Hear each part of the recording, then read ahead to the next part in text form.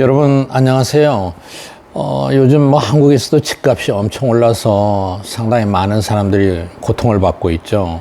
그런데 전 세계적으로 코로나 팬데믹으로 경제의 많은 부분이 큰 충격을 받고 있는데 유독 집값만은 전 세계적으로 높은 상승률을 유지하고 있습니다. 최근에 국제통화기금 IMF에서 발표한 자료에 보면은 IMF는 60개국에 대해서 세계 집값 지수, 글로벌 하우스 프라이스 인덱스를 발표하고 있는데 이 60개국 중에서 23개 나라에서 작년에 집값이 5% 이상 상승을 했습니다. 그리고 이런 추세는 올해 21년에 들어서도 지속되고 있습니다. 여러분 이 그림에서 조금 더 상세히 보시면요. 집값이 작년에 가장 많이 오른 나라는 어디예요? 룩셈부르크예요. 룩셈부르크는 무려 이 지표 보니까 18% 가까이 상승을 했고요. 그 다음에 터키, 뉴질랜드, 카나다, 덴마크, 러시아 엄청나게 많은 상승률을 나타내고 있어요.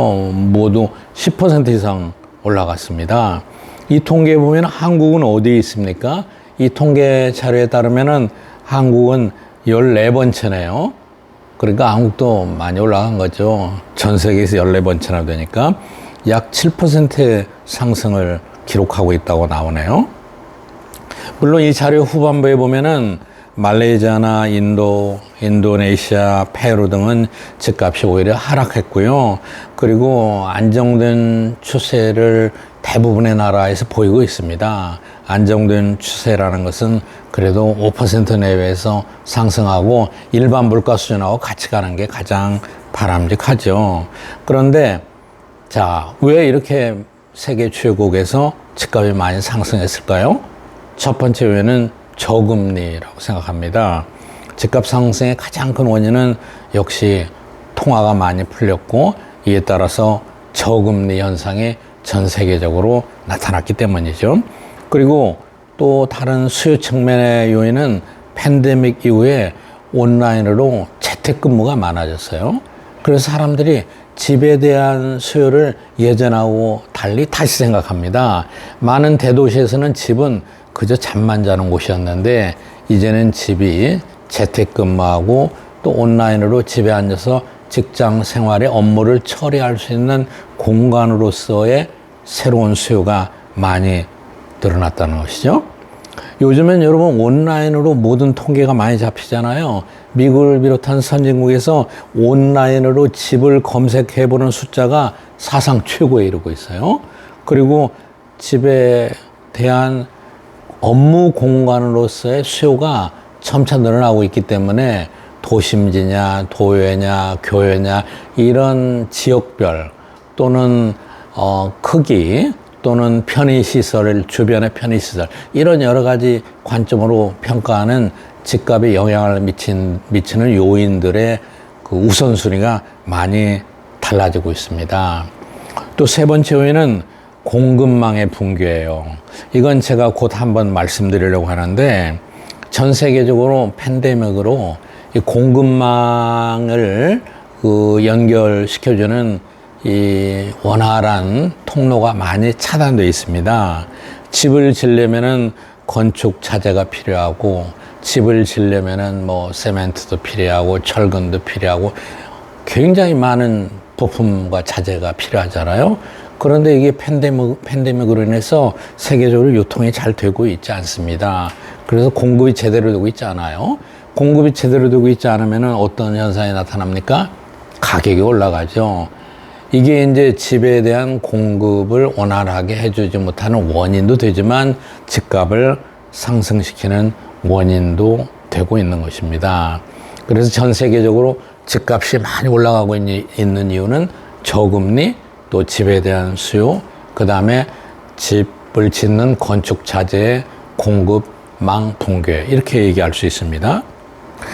그런데 집값이 상승하면은 집을 가지고 있는 분들은 즐거워할지 모르겠습니다만은 사실은 그렇지도 않죠. 집 보유의 비용이 늘어나고 기회비용의 관점에서 볼 때는 결코 이익이 항상 되지는 않습니다.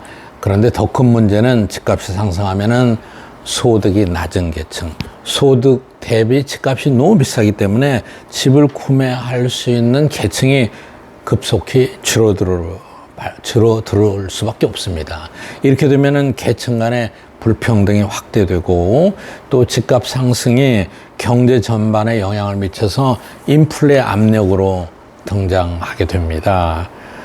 또 더 큰 문제는 이자율이 상승하고 정부의 경기 부양 정책이 종료되고 이제 재정 긴축이나 통화 긴축이 일어나면은 집값이 어떻게 될 거냐? 경우에 따라서 조정이 되고 떨어질 수도 있습니다. 또 집에 대한 공급이 늘어나면은 집값의 정상화도 가능하고 건축 자재 등의 공급이 원활하게 되면은 이런 현상이 나타나겠죠. 그런데 세계적으로 문제가 됐던 것은요, 집값이 비정상으로 많이 올랐다가 흔히 거품이라고 하죠. 버블이라고 합니다. 거품이 끼었다가 이 버블 붕괴로 인해서 문제가 심각해진 경우가 역사적으로 많이 있었습니다.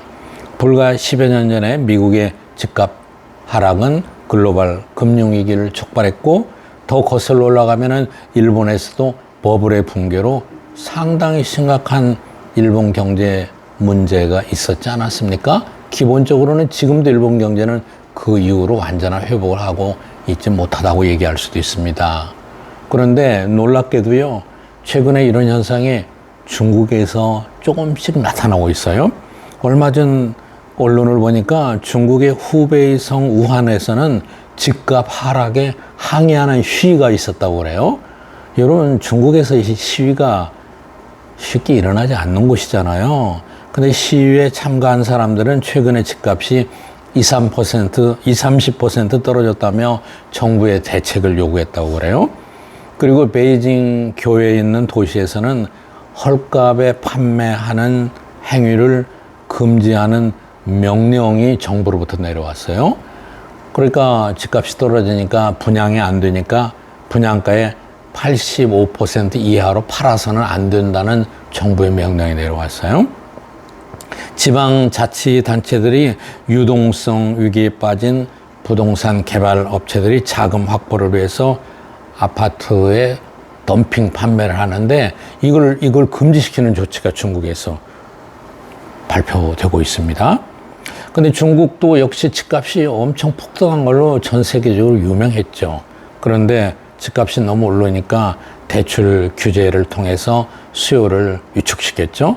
그런데 이렇게 되니까 지방 도시 중심으로 미분양이 급증했습니다. 이 결과 최근에 국제적인 뉴스가 되고 있는 게 뭐가 되느냐. 중국의 민간 1위의 부동산 업체인 헝다그룹 얘기 여러분 들으셨죠? 헝다그룹은 무려 350조 원이 넘는 중국 1위의 부동산 업체인데 이게 지금 파산 지경에 이르러서 부도를 낼 건지 안 낼 건지 지금 항상 세계적인 관심거리가 되고 있습니다. 만약 이 업체가 부도가 난다면은 전 세계 파장이 만만치 않을 것입니다. 중국에서 집값이 하락세로 전환한 것은 불과 6년 만의 일이에요. 그러니까 지금 중국에서는 이제는 집값 하락의 가능성이 점차 확산되고 있습니다. 한국의 문제는 조금 더 복잡해요. 한국은 집값이 올라간 게 앞에 여러 가지 요인 이외에도 한국은 높은 세금, 정부의 과다한 규제, 특히 집값의 직접적인 원인이 됐던 것은 서울을 중심으로 한 수도권의 공급 규제, 이것이 가장 중요한 원인이었죠. 따라서 한국에서도 집값의 정상화가 되는 것은 상당히 힘든 일일 것 같아요. 그런데 문제는 정상화되는 과정이 또 문제입니다. 이 과정이 순조롭게 이루어지지 않는다면 경제 전체에 큰 부담이 될 겁니다. 자, 이렇게 보면은 경제에서는 역시 복잡한 시장에서의 일이 많아질수록 결국은 시장 친화적인 정책이 가장 바람직합니다.